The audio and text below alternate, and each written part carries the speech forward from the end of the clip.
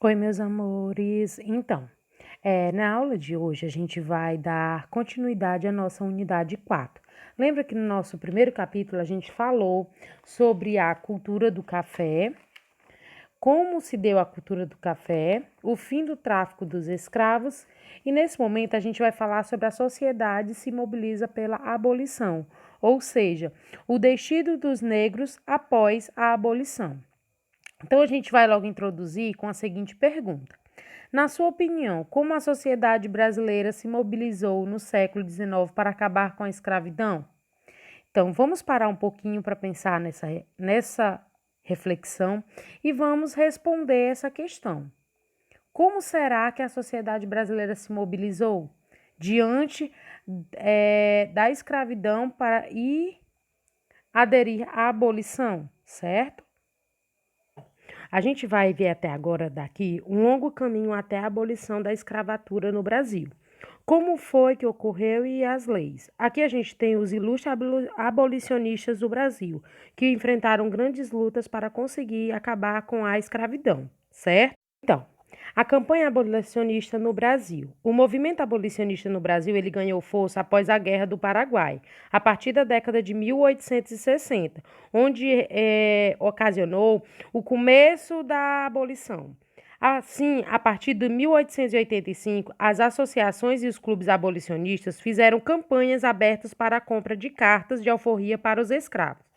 E os principais membros destes grupos abolicionistas eram os intelectuais, jornalistas, advogados, profissionais liberais e até mesmo os fazendeiros. Então, essas pessoas, eles faziam parte dos grupos abolicionistas para acabar com a abolição da escravatura. Nós temos aí outro ponto, o efeito da abolição da escravidão, onde grande parte dos escravos continuaram trabalhando para seus senhores, principalmente no Nordeste. Muitos escravos libertos foram buscar trabalhos em cidades como Rio de Janeiro e São Paulo, e em São Paulo, devido à concorrência com os imigrantes, tiveram de aceitar trabalhos mais pesados e mal remunerados. Só que no Rio de Janeiro, eles tiveram mais chance de trabalhar em indústrias. E naquela época, os cafeicultores do Vale do Paraíba, dependentes da mão de obra escrava, se sentiram traídos pelo Império, assim, por não terem sido indenizados, passaram a apoiar a causa republicana, onde a monarquia passou assim a ter seus dias contados, certo? A partir desse momento, a gente vai falar sobre a difícil vida dos escravizados. Após a abolição, os escravos libertos eles não receberam assistência do governo para se integrar à sociedade e se tornar cidadãos plenos. Então, como eles não tinham acesso à terra nem à educação, esses ex-escravos eles tinham bastante dificuldade de se adaptar à nova situação. Por quê? Porque eles não tinham nenhuma vantagem de vida nesse momento.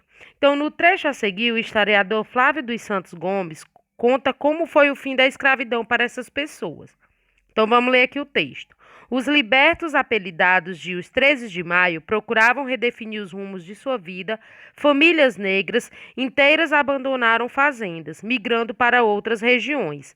Não poucos negociaram permanências e relações de trabalho com antigos proprietários, garantindo salários, parcerias e roças.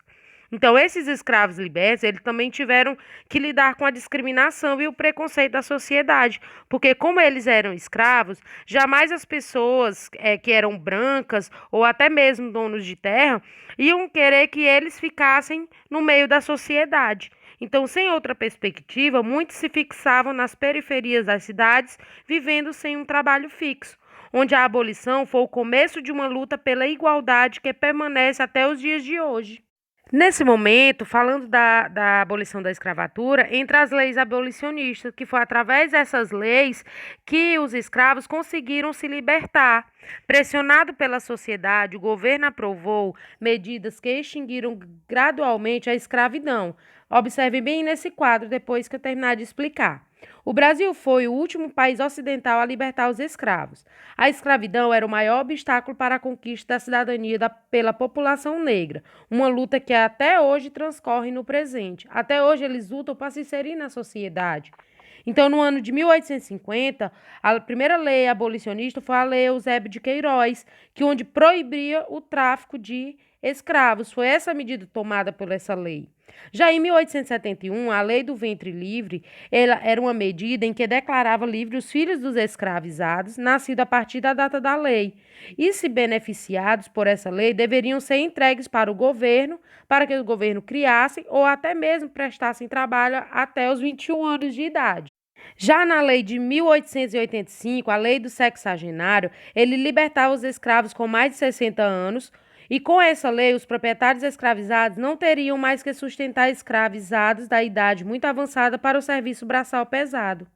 E por último foi a Lei Áurea em 1888, que foi a lei que libertava os escravos sem compensação aos senhores. Então foi essa lei que foi criada para extinguir a escravidão e dando início à abolição da escravatura.